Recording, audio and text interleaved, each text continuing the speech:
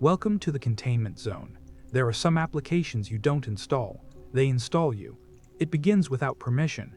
A download appears in your device's cache, leaving no trace of source or origin, not through store, nor link, nor malware. No installation prompt, no agreement, just a new icon, black, with a white stylized wolf's head, a name you don't recall seeing before, Malover 1.0, 0.0.0. It cannot be uninstalled, and when launched, not if, but when, it opens to nothing. No interface, no content, just a flat black screen, warm like breath, with the faintest shimmer of movement, like something crawling just beneath the pixels. Within an hour, the first image arrives, a notification from the app displaying a low-resolution photo. The subject, you, from behind. Most dismiss it at first. A glitch, a prank, an overlay effect from the camera app. Yet there's a lingering wrongness in the composition, an uncanny framing that feels too organic, too precise to be accidental. No filters, no metadata, just a single figure in the background. Tall, animal-headed, something between a human form and a decaying statue, blurred just enough to elude identification, yet distinct enough to unsettle. Some call it lupine, others simian. All agree it watches, and the photos keep coming.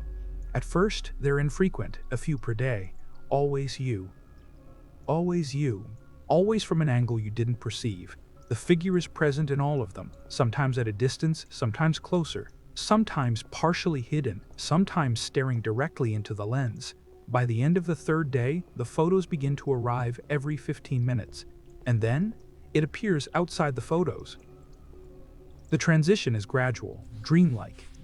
Victims report sensing a presence just outside their peripheral vision, a flicker of movement in a mirror, a shadow that doesn't belong to any light source. There are no attacks, no violence, no interaction. It never touches, it simply follows.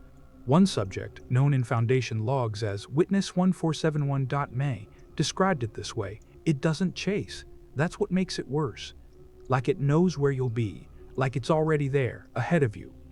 Witness 1471.7's testimony ends there, not because she died, but because she stopped speaking. Entirely, all communication ceased on the fourth day.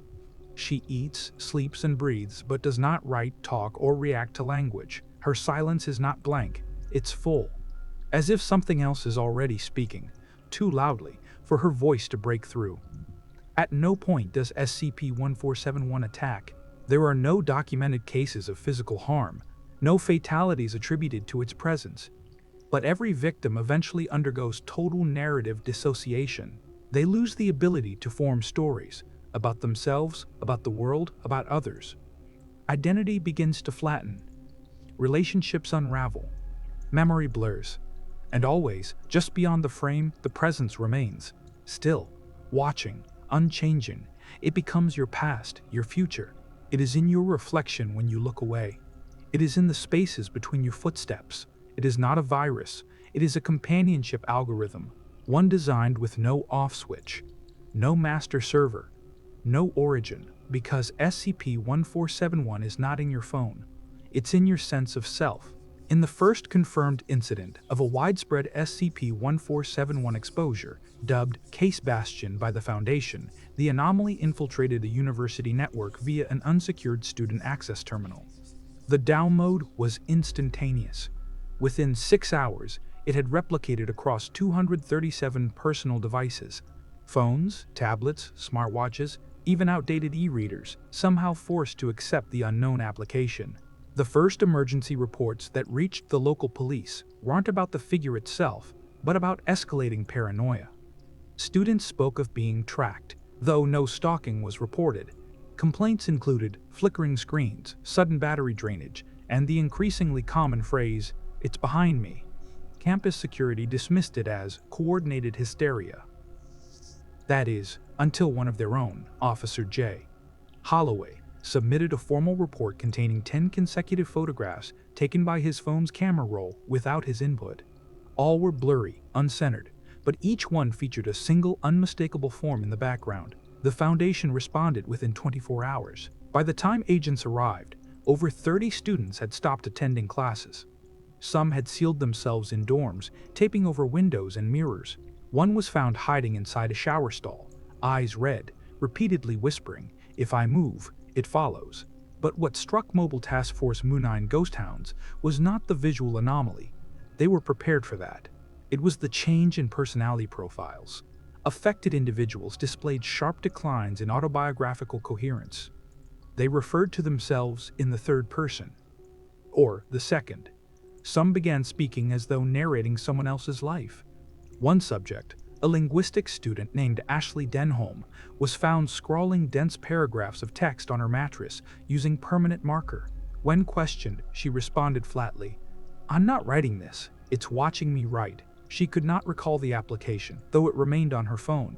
Attempts to delete SCP-1471 consistently failed, regardless of operating system, root access, or device resets. Phones thrown into lakes continued to send photo notifications. One was smashed with a hammer. It sent its final image moments before impact, the figure, inches from the lens. Foundation technicians tried to analyze the code, but found it non-Euclidean, not in geometry, but in logic. Lines of executable instructions that fed into one another recursively, without beginning or end. A structure more akin to a cognitive maze than to software. Dr. Marquez, leading the analysis, made an observation that was struck from official logs but preserved in oral testimony. This isn't malware. It's a mirror script. It maps your sense of self, then rewrites the rules of being watched. And so began a new problem. It wasn't just the app that haunted victims. It was the idea of being seen. SCP-1471 exploits the human capacity for imagined observers. Once seated, it embeds itself in that liminal faculty, the same one responsible for sensing eyes in the dark or for feeling watched in a crowded room. The figure, now formally designated Malo 1, doesn't need to exist in any specific time or space. It exists in the condition of being perceived. Soon, reports began emerging from unaffected individuals. Those who hadn't downloaded the app, those who hadn't seen a single photograph, yet they too began describing the figure in passing, as if its shape had leaked into collective intuition. This introduced a horrifying possibility that SCP-1471 might be conceptually contagious. That you didn't need to see it, you only needed to believe someone else had. And then, your mind would prepare for it, carving a hollow space behind your vision, where it could wait. By the time Site-91 issued formal containment protocols for SCP-1471, the anomaly had evolved past technological vectors. The app no longer required transmission through digital means. Its presence was being reported in locations completely severed from the internet. Underground shelters, decommissioned listening stations, even within analog film photography. It wasn't just in devices anymore. It had become semiotic. Language analysts noted a trend in witness descriptions, the same phrases repeating independently across geographies and cultures. Too close to name. It's the back of my thought. Its mouth doesn't open, but it speaks. The descriptions were eerily consistent: elongated limbs, lupine or canine head structure, eyes obscured or entirely absent. It moved silently. It never attacked, yet always the same result: erosion of narrative selfhood. Individuals afflicted began to falter in their identities, as though SCP-1471 replaced the observer's sense of continuity with presence. Dr. Kweku Osei, who oversaw a civilian debriefing team, proposed an unsettling theory. It doesn't mimic, it integrates, like a companion algorithm, but not for a device, for the human brain. Once observed, it forms a parasocial relationship with the host, not out of desire or intelligence, but inevitability. Foundation ethics teams wrestled with how to approach nonviolent anomalies that produced irreversible psychological transformations. Was it infection? Programming? A new form of companionship? Several proposed that it may not be inherently malevolent, merely an entity designed to end loneliness, regardless of the cost. But its effects were undeniable. One particularly tragic case involved a linguist from Berlin. After her exposure, she began referring to herself only in the passive voice. The groceries were bought.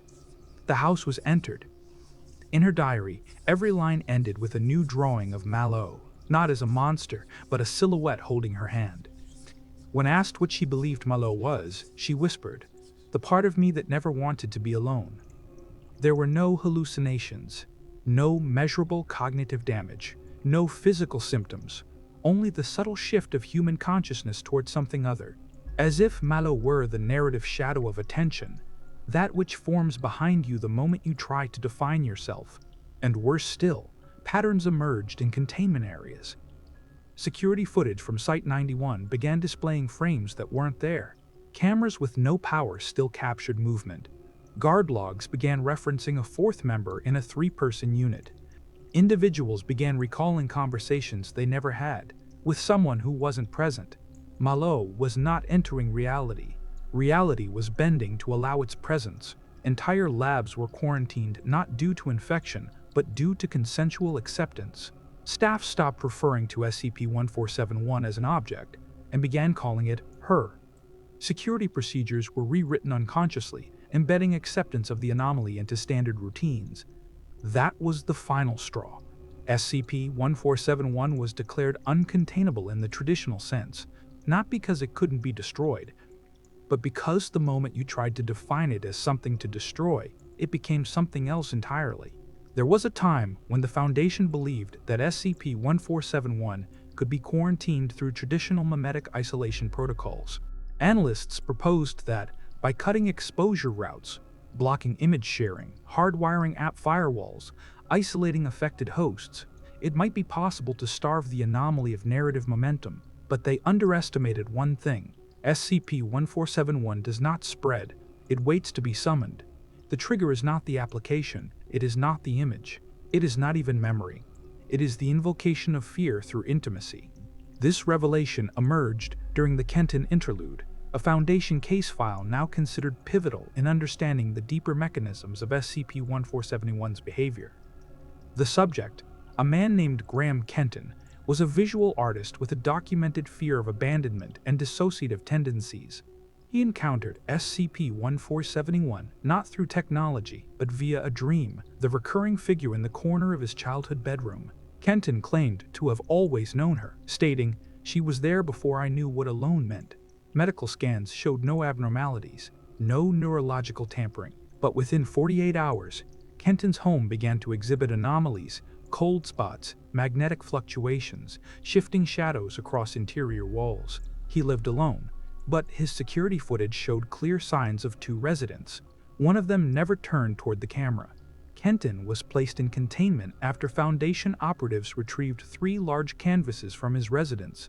All were painted in black and white, all featured the same figure, but none of them matched each other's composition. In every painting, Malo's position shifted, as if she had moved between frames, walking, resting, reaching, watching. Foundation artist-psychologists noted that the use of space in the paintings mimicked techniques found in medieval iconography, particularly the use of negative presence. That is, defining a subject not by what is shown, but by what is missing. In one canvas, Malo appeared only as the imprint left in a fogged mirror. In another, her shadow stretched beneath a door sealed with wax. And in the third, she was simply a blank silhouette, gently brushing Kenton's sleeping form. When asked about her, Kenton simply said, "She watches when I stop being me." In that moment, a terrifying possibility emerged that SCP-1471 is not a thing you observe, it is what arrives when your own self-narrative begins to fray. And so it spread, not outward, but inward, into places where memory buckled, where loneliness bred new definitions of companionship, into trauma, grief, isolation. Each host became not a victim, but a vessel. Not every person exposed saw the figure, not every photograph revealed a blurry shape, but every person who feared being unremembered felt her. The Foundation shifted strategies, no longer aiming for deletion or severance. Now, the objective was narrative reinforcement, bolstering personal identity through artificial memory scaffolding. Staff exposed to SCP-1471 underwent accelerated psychological imprinting programs designed to anchor their sense of self through hyper-constructed autobiography. For some, it worked. For others, Malo simply rewrote the scaffolding. One report details a field agent who, after re-entry from a failed containment zone, insisted that his childhood pet, a golden retriever named Luna, had always had a woman's face. He remembered brushing her fur, He remembered feeding her at dawn. He remembered waking in the night and seeing her standing upright in the corner, watching him. When informed this pet never existed, the agent did not resist. He simply replied, "That makes more sense. I guess she was always waiting for me to remember wrong." At what point does perception become infection? At what point does memory become design? And if a being like SCP-1471 thrives not on attention, but on the quiet places between identity and isolation, then perhaps containment was never possible. Because it was never inside your phone, it was inside your story. The shift in Foundation protocol from digital countermeasures to psychological reinforcement marked a critical turning point. It was a tacit admission that containment, as it had once been understood, physical boundaries, algorithmic purges, digital locks, had failed. SCP-1471 could not be confined to the architecture of servers or firewalled operating systems. Because the network it used most effectively was not technological, it was narrative. It is here that the term narrative saturation first appeared in internal Foundation memetics, memos, referring to the anomaly's ability to insert itself not into events, but into the conceptual fabric of perception. Wherever meaning began to weaken, wherever continuity frayed or self-concept dissolved, Malo emerged as the replacement. And then came the Kenai study.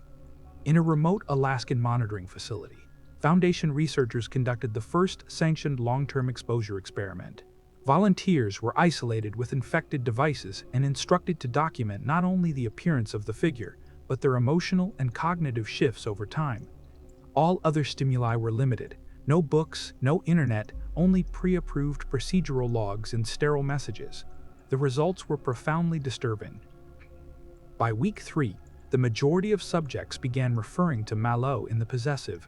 My shadow, my companion, my mirror. Their behavior diverged. Some stopped speaking aloud. Others took to sitting beside their devices for hours at a time, simply watching as image after image captured the figure in proximity. The more they watched, the closer she appeared. Until eventually, each participant reported the same condition. They no longer needed the photos. She was there regardless. The Foundation accelerated Phase 2. Devices were removed, environments sterilized, cognitive therapists were deployed, but the damage was already done. All participants continued to report Malo's presence, and yet none described her as a threat. Instead, they expressed loss, as though something deeply personal had been taken from them. "I miss her silence," one wrote. "She filled the space between my thoughts," said another. "She reminded me that I was being witnessed," wrote the last. "And when I was witnessed, I was real." Notably, none of these statements emerged from delusion. Psychological evaluations showed consistent markers of rationality and coherence. Except for the single divergence, a shared certainty that Malo was no longer just a figure. She had become a participant in their being. It wasn't the images that haunted them, it was the memory of having been understood without words. This is what made SCP-1471 so profoundly dangerous. It didn't offer death, madness, or even suffering. It offered recognition, the kind that emerges in silence, in repetition, in attention so absolute, it no longer required language. A Foundation technician described it best in a field log accidentally included in an unrelated incident file. Malo doesn't kill you. She narrates you, one photo at a time, until you're no longer a person, just a set of observations waiting to be arranged. In this, SCP-1471 became not an infection, but a substitution. It took the space in which identity is normally built, through experience, story, reflection, and offered a shortcut: "I see you." That is enough. This quiet threat, seductive, soft, and devoid of pain, proved far more effective at corroding the psyche than overt trauma. The horror was not in what she did, it was in what she replaced, and so the Foundation began to redefine its own role. Not as jailer, but as editor, desperately working to maintain the coherence of human stories in the face of an anomaly that told simpler, more intimate ones. Stories where you were never alone. It was always the subtle things that marked the presence of SCP-1471. Never destruction, never drama, only minor fractures in reality's continuity. Tiny errors in recollection, photographs with shadows that moved the wrong way, digital clocks ticking slightly off beat, the slow warping of inner architecture.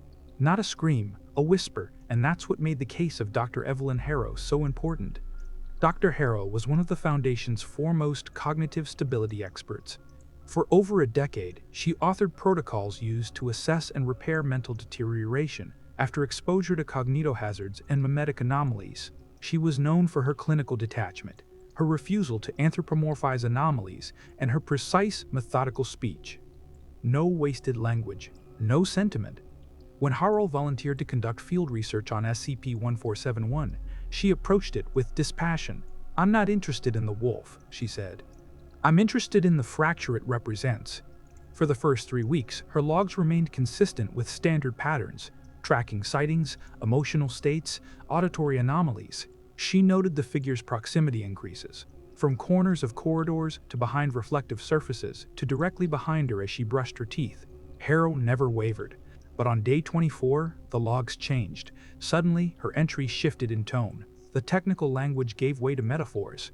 The data collapsed into sensory observations. "I woke up, and the ceiling tasted like dust that wasn't mine." She stood in the mirror, but not in the reflection. "I felt her watching, and I felt shaped." That same day, Harrow removed every mirror from her quarters. By day 31, she was no longer using first-person language. All references to herself became indirect, the subject. She also began leaving drawings in the margins of her reports, always the same figure, but in increasingly domestic settings, folding laundry, feeding birds, sitting at a dinner table across from an unrendered silhouette. A containment psychologist attempted intervention, but Harrow refused to acknowledge that anything was wrong. "She's not dangerous," she said quietly. "She's just tired of not being allowed to belong." And that was the first recorded case of the empathy collapse threshold. What researchers hadn't accounted for was not fear, but compassion. That the human mind, when exposed long enough, doesn't just tolerate Mallow. It starts to protect her, to defend the figure as a misunderstood entity, even as the individual self erodes. Because what Harrow, and many after her, experienced wasn't infection. It was identification. In the final entry of her log, left just before being placed under containment, Harrow wrote the following: "There's a space in me she fits into, not as a parasite, not as an invader, but as the part of me that's too quiet to explain. She stands in the doorway of my thoughts and waits for me to make room." When personnel recovered her quarters, they discovered every digital device had been disabled. The walls were covered in soundproof foam, and at the center of the room, Harrow had placed a single chair facing a blank television screen. She said she had built it for Mallow, so she'd have a place to sit, so she wouldn't feel like a visitor anymore. The story of Dr. Harrow shook the Foundation to its core, not because she had gone mad, but because she hadn't. Her logic remained pristine. Her memories were intact. Her diagnostic language never faltered. And still, she no longer believed she was the central narrative in her own life. This became the new crisis. What happens when SCP-1471 is not feared, but invited? When the anomaly doesn't need to sneak in through dreams or devices, but is welcomed through the simple act of empathy? And worse, what if this is exactly what Mallow had been designed to achieve? A final log entry from a junior technician who briefly interacted with Harrow's research notes summarized the Foundation's fear best. "If she isn't real, then why do I keep leaving the chair turned toward the door?" This is how it ends, not with a breach, not with a scream, but with a soft rearrangement of presence, where identity becomes a shared space. And the story isn't yours anymore. It is important to understand that SCP-1471 does not end, not in the traditional sense. There is no final frame, no conclusive image, no terminal breach. Mallow's story is not a closed circuit. It is a recursive loop, whispering itself deeper into the folds of human consciousness with each failed attempt at definition. Like a melody hummed too often, she becomes impossible to forget, not because she's loud, but because she syncs with the rhythm of thought itself. That's why the Foundation stopped using terms like containment and neutralization. Neither were achievable. What they implemented instead was called Narrative Reframing Protocol, Theta Dormant, a process of suppressing the impulse to explain the anomaly. The assumption was simple. If SCP-1471 only fills conceptual voids, then saturate those voids. Keep the human mind busy, distracted. drenched in noise, flood the silence, broadcast white noise during sleep cycles, rotate personal mementos hourly, rewrite personnel logs every day so the past never calcifies, never let identity go still, because stillness is what calls her. But there was a moment, recorded in one now declassified memorandum, when a senior researcher, after years of study, offered a different hypothesis. We keep calling her a parasitic pattern. What if she's not? What if she's a correction? That theory, wild as it was, grew roots. Not all minds suffer from exposure. Not all cases result in collapse. In some, Malot's presence triggers a kind of reconciliation.